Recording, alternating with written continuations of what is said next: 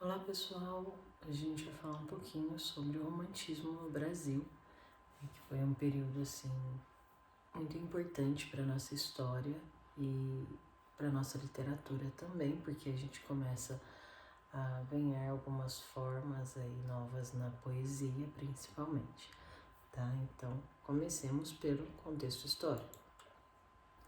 Bom, o Brasil, antes mesmo que o romantismo ele se inicie no nosso país, a gente tem alguns fatos históricos que são extremamente importantes para a formação do pensamento romântico brasileiro, né? O romantismo no Brasil, ele tem 3 etapas básicas, né? São 3 fases. E a primeira fase, ela é inspirada principalmente pelo contexto histórico aí, pelos fatos que ocorrem é, para benefício do nosso país aí, né? Primeiro fato, o Napoleão Bonaparte, aí, o grande imperador francês, ele ameaça, né, invadir Portugal aí, caso o país ele não deixasse aí de atender aos ingleses, né? Ele queria que os portugueses aí, né, que Portugal no geral fechasse seus portos para a Inglaterra. Porém, Portugal se vê dividido, né, entre duas grandes potências, que são França e Inglaterra. Ele resolve ficar no meio, em cima do muro, né, no meio do caminho aí, ele não vai tomar partido nem de um e nem de outro, né? Então, o que o rei, né, aí o Dom João VI, ele pensa, bom, vamos embora de Portugal, vamos abandonar Portugal, a gente tem o Brasil, então vamos para lá. Então, em 1807, o Dom João VI aí, ele resolve, né, deixar a corte portuguesa com todas as pessoas aí da sua corte, na verdade, né, e vão para o Brasil, rumo ao Brasil, e eles chegam no Rio de Janeiro em 1808, né, quase um ano depois aí de sair de Portugal, porque primeiramente eles não vão, né, para o Rio de Janeiro. Quando eles chegam no Rio de Janeiro, isso é um boom, né? Algo que é muito forte e traz muitas modernizações, a gente vai falar disso a seguir, mas é um momento muito importante para nosso crescimento como país, né? E em 1815, o Brasil ele deixa oficialmente de ser uma colônia e ele passa para a condição de reino. Então a gente não é mais colônia, a gente se torna o reino do Brasil, né? E aí, alguns anos depois, como a gente já sabe, historicamente falando, de que teve toda uma conturbação, toda uma movimentação, até que a gente conseguisse realmente a independência do nosso país, né? Que foi só em 1822, aí no dia 7 de setembro, que a gente tem a proclamação da República, tá? Então a gente tem aí um período que foi até um tanto curto, né? Se a gente for pensar, e não tão sangrento para poder a gente ter a nossa independência, como foi em alguns países. Então a gente tem um momento que ele é de reviravoltas, né? E aí algumas das modernizações que aconteceram no nosso país com a chegada da família real foram a criação da imprensa brasileira, o que foi essencial, né, para o investimento em educação, né, a construção do Museu Histórico Nacional, né, o Museu Nacional, que hoje é Histórico Nacional, que foi aquele que pegou fogo aí em 2018, que é de extrema importância, é um museu que eu não sei como está agora, mas ele era lindo, com vários artigos aí da época, né, da família real, então não sei como está agora, mas vale muito a pena conhecer se ele foi restaurado, se ele está assim como ele era antes, né, se eles conseguiram salvar algumas obras, então é importante para a gente conhecer um pouco melhor a nossa história. A fundação do Banco do Brasil, né, o banco que a gente tem até os dias atuais, que foi o primeiro banco brasileiro, importante então para questão de educação e economia para o nosso país, foi essencial. O decreto de abertura dos portos às nações amigas, isso é de extrema importância, porque aí o Brasil ele começa essa ideia de importar e exportar, né? Então a gente tem esse intercâmbio aí de mercadorias, de produtos, isso é muito importante, assim, economicamente falando. A criação do Ministério da Marinha, das Relações Exteriores, do Tesouro Nacional, e a fundação da Casa de Suplicação do Brasil, né, que é o Supremo Tribunal aí de Justiça do Brasil. Então, a gente começa realmente a ganhar cara de nação, a gente começa a ter elementos essenciais para se fazer nação que somos hoje. Então, essas modernizações que começaram a ocorrer com a chegada da família real, elas são essenciais para que a gente comece esse desenvolvimento de sentimento nacional, não, agora nós somos uma nação, nós não somos parte de algo, não somos parte de Portugal, não somos dependentes deles. Não, nós somos Brasil, nós somos brasileiros. Isso é de extrema importância, como eu disse para vocês anteriormente. Essa parte da poesia ela é dividida em 3 gerações ou 3 fases, né? Posteriormente a gente vai falar da prosa, que ela é dividida em 4 partes, tá? Diferente da poesia. E aí o que a gente tem? Primeiro momento, indianismo, ou seja, o principal tema vai ser o índio, o herói índio, tá? Então a gente passa a ter uma característica mais nacional. Por que o índio é o herói? Porque ele é o legítimo brasileiro. Então essa fase do romantismo, em todo o mundo, eles vão pegar o herói nacional. Como nós brasileiros não temos o tempo todo até esse momento, fomos a colônia de Portugal, os nossos heróis, eles são o nosso povo. Quem é o nosso povo legítimo? O índio, que é o legítimo brasileiro. Tá? Então, por isso, nessa primeira fase do indianismo, o índio vai ser o herói, vai ser sempre trazido aí como o símbolo desse homem brasileiro, ok? E ele vai ser cheio de virtudes, então isso é importante para a gente saber. Que características a gente tem nesse primeiro momento? O amor idealizado. Como esse amor idealizado? É aquele que é um amor quase platônico, ou muitas vezes platônico, onde eu coloco uma pessoa num pedestal, ela está acima de tudo ali, é como se ela fosse Deus para mim, e eu vou amar essa pessoa incondicionalmente, eu dou minha vida por essa pessoa é perfeita, ela é maravilhosa, eu não vejo defeitos nessa pessoa, tá? Então esse amor idealizado que, óbvio, geralmente o homem fala desse amor pela mulher, então a mulher vai ser idealizada, tá? Essa mulher que vai estar em cima desse pedestal. Ela é linda, ela é perfeita, ela é como um anjo, uma ninfa, uma fada, ela é comparada a tudo que é aí símbolo de perfeição nesse momento, ok? Então ela vai ter a pele como se fosse de uma rosa, né? Então comparada a pétalas de rosa e coisas semelhantes. Então a gente tem aí o amor idealizado e a mulher idealizada aí consequentemente. A figura heróica, como eu já disse, que é o índio, ele vai ter todas as virtudes possíveis. Então, esse índio, ele é leal, ele é forte, ele é um homem, assim, tipo, o perfeito em tudo.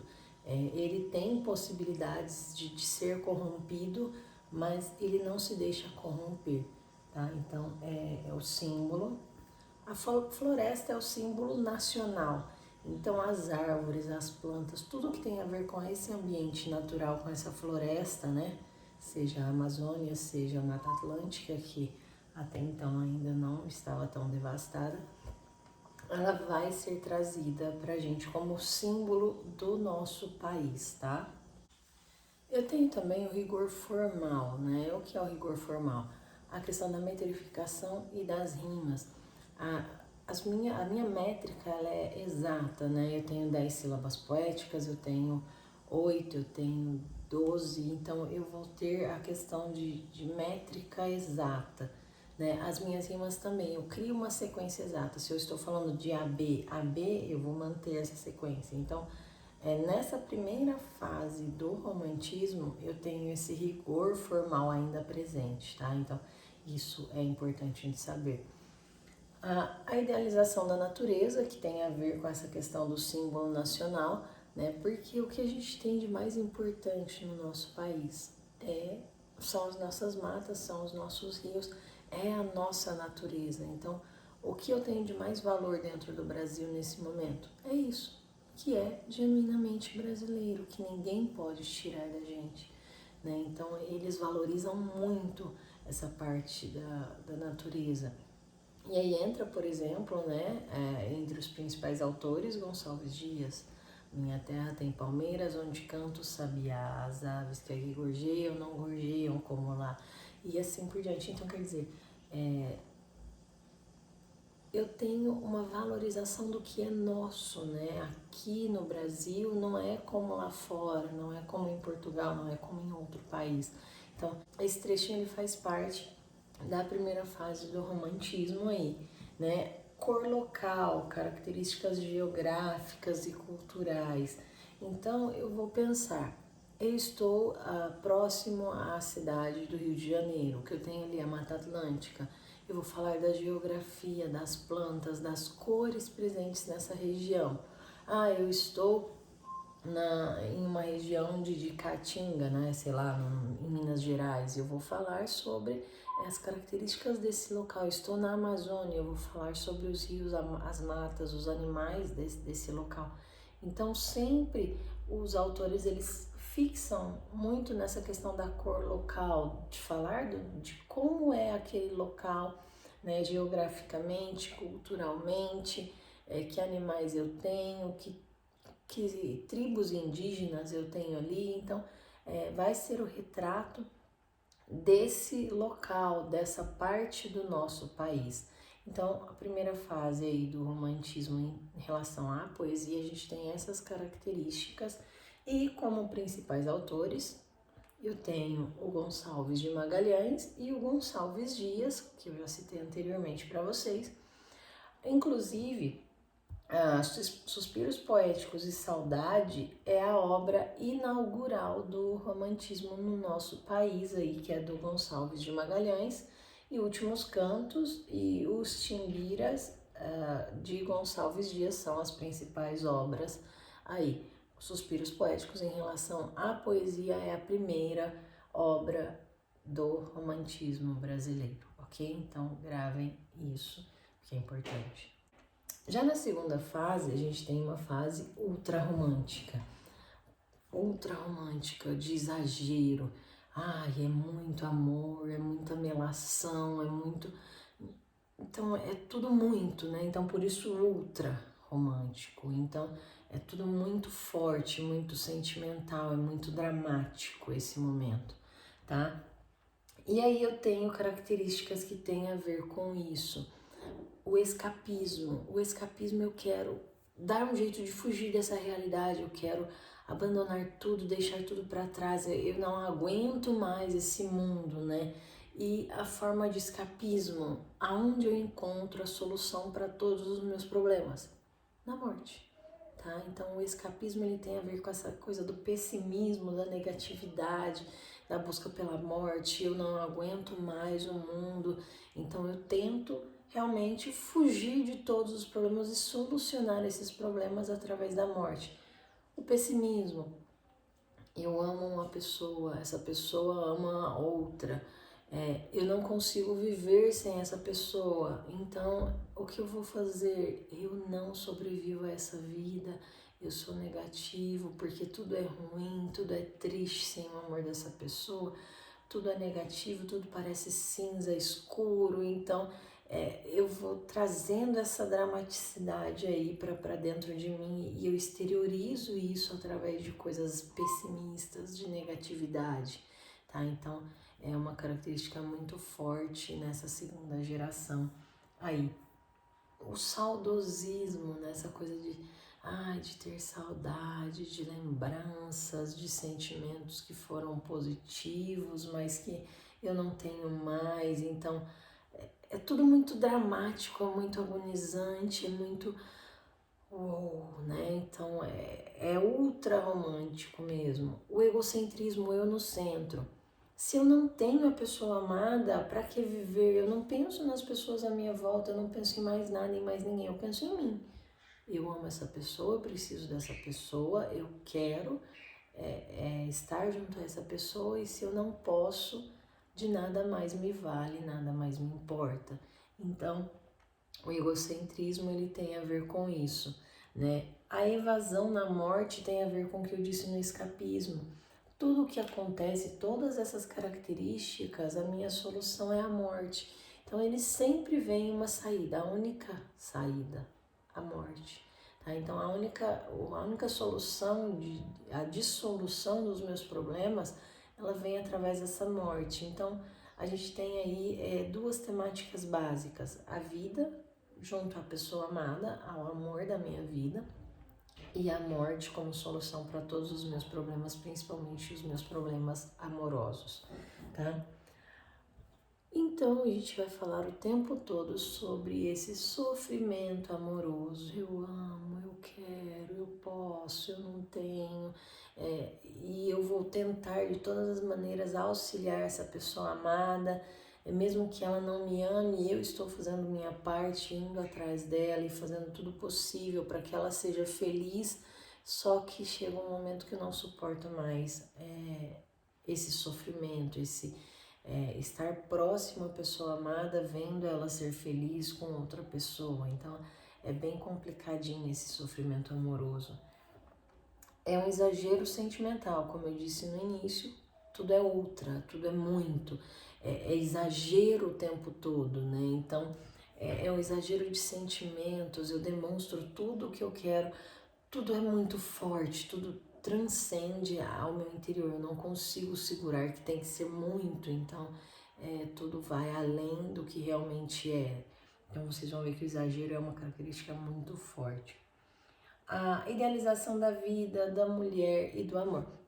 É semelhante ao que a gente falou do indianismo, né? Então a pessoa é colocada num pedestal, então a vida é bela, a vida é tudo, eu idealizo essa vida junto a essa pessoa amada, essa mulher, cheio de amor, cheio de tudo, então é aquela coisa maravilhosa, linda, como se eu estivesse no paraíso.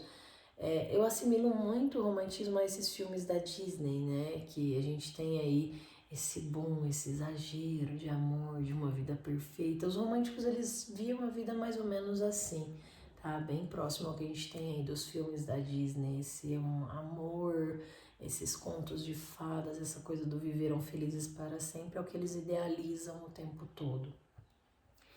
A gente tem o mal do século, que é a principal característica aí do romantismo segunda fase. Esse mal do século, o tédio, a desilusão, a melancolia, tudo isso tem a ver com essa busca pelo amor, com esse pessimismo, com essa dramatização da vida, de a vida ser idealizada, mas qualquer detalhe que fuja ao que eu planejei, é como se fosse uma flor que estivesse desabrochando, mas de repente ela murchou de uma vez e solta todas as pétalas. Então esse mal do século, esse tédio, essa coisa de eu quero tanto uma coisa e eu não consigo tê-la, e o tempo todo eu tô passando por esse drama, e eu vou me desiludindo com a vida porque eu nunca consigo a atenção, o amor dessa pessoa que eu amo. Então no final é tudo drama, é tudo melancolia, desilusão, e aí é o que gera essa evasão, a morte aí, né? Eu busco a solução desses meus problemas, é tudo muito carregado, muito pessimista, né? E a solução para tudo é a morte. Isolamento social do poeta, o gênio incompreendido e inadaptado. Então quer dizer, eu não consigo ter pessoa amada, para que viver? Eu vou me isolar. Eu quero ficar sozinha, eu quero o meu espaço, o meu momento, eu não me adapto ao mundo porque tudo que eu quero, tudo que eu sonho, tudo que eu idealizo, eu não consigo, então eu não me encaixo nesse mundo. Eu até tentei entrar, mas eu não me vejo nesse mundo, né? Então ele vai ser sempre essa pessoa isolada, oprimida e que fica ali sozinho. Então ele até tenta em alguns momentos, mas ele não se encaixa no mundo. O mundo não faz parte dos seus ideais, do seu ponto de vista. Então a gente tem aí uma modificação desse visual aí do homem nesse momento. O locus horrendus, né, que é do latim, que significa lugar tempestuoso, né, um lugar que eu não estou cômoda nunca, eu sempre tenho algo para poder me balançar, né, então é um cenário de tempestade, escuridão que reflete a alma do poeta. Se a gente pensa nos filmes da Disney, voltando lá, se tá tudo feliz, tudo bonito, tá tudo alegre, tem flores, tem sol, tem música, tem tudo.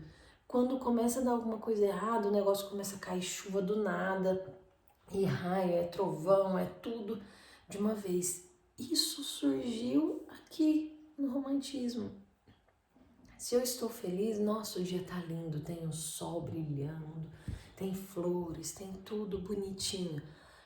Eu começo a ter um sentimento mais negativo, tudo começa a parecer mais cinza, mais escuro, o dia já é aquele dia mais de inverno, mais fechado, ou é um dia chuvoso. Quanto mais triste eu estou, pior fica o meu cenário, tá? Então mais forte fica esse cenário. Então nessa segunda fase a gente tem muito esse envolvimento dos filmes da Disney, esses recursos que são criados nesse momento, na segunda fase do romantismo, e que são utilizados até os dias atuais, principalmente em filmes, em desenhos e nessa criação de cenas literárias e afins aí, ok? Então, como principais temas do romantismo, nós temos o amor e a morte, que é o que a gente já falou anteriormente, tá?